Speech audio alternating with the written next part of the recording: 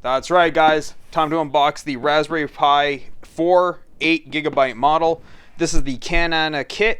This is a very complete kit that gives you everything you should need right out of the box. Where is my knife? There it is.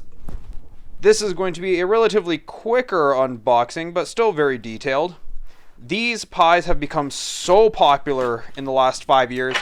They're absolutely fantastic. I recommend this for anyone who needs to do like IoT or just want to get their kid into coding, especially for children. These things are great. Now, cracking open the box, we did see here we have the read me more information and we have your help desk thing. Then looking in the box, they give you a, what is this, a mini HDMI to normal HDMI adapter cable. We have our heat sinks over here that are to our USB-C power supply. This is the one big change that they really made with the Raspberry Pi 4 hardware, was the fact that they moved to USB Type-C, so you cannot use your old power supplies anymore. And then we have our USB, what is this? This is a USB Type-C to USB Type-C adapter. What the hell? What is this thing? Let's see. Oh, this is the power switch. That's what that is. Okay, so the power comes into here. Good, this goes into the board, and then you have your power switch here. That makes a lot more sense. Okay. Just putting the rubber back on. Then in here we have our 32 gig memory card. Samsung 2. That's pretty nice. And then here we have, oh, this is the actual computer. Let's crack that open. Open here. You got it, boss. There it is. So we have the Raspberry Pi 4. I guess this could be termed like a Model B kind of thing.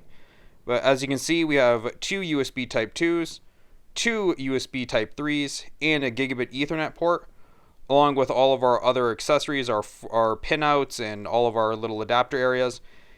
Here we can see that we have two mini HDMIs and our USB Type-C.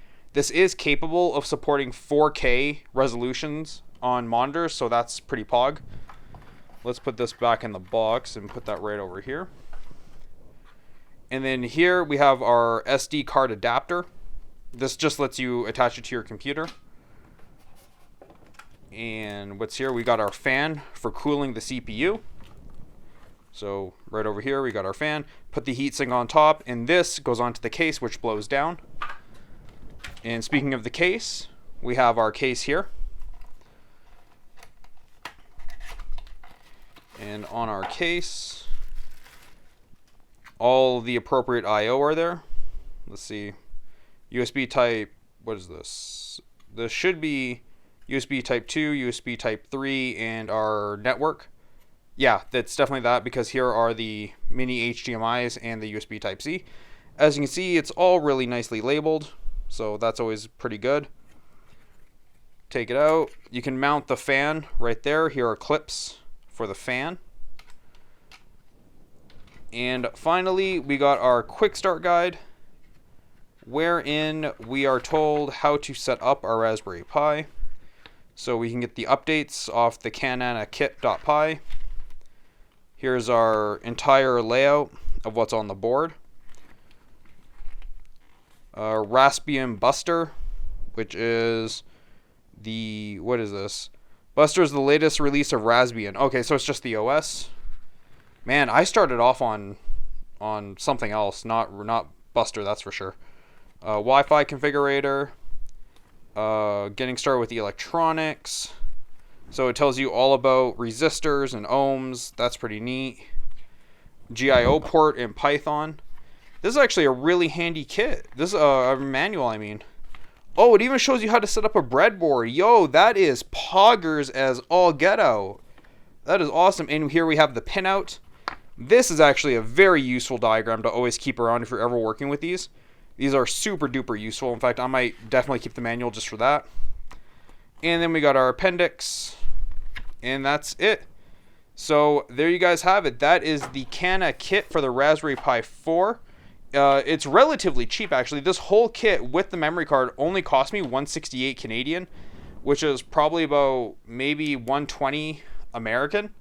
It's relatively cheap. I would highly recommend it for anyone who wants to get started in IoT. If they've got very young kids who want to start programming, this is a very cheap solution. Once again, 8 gigs of RAM. It has a quad-core processor, I believe. It's very useful to have. And on top of that, they're so tiny you can plug them in anywhere. It's great. But guys, thanks so much for tuning in. Hope you guys enjoyed this video. Hit that subscribe button. I'll see all of you next time. Bye.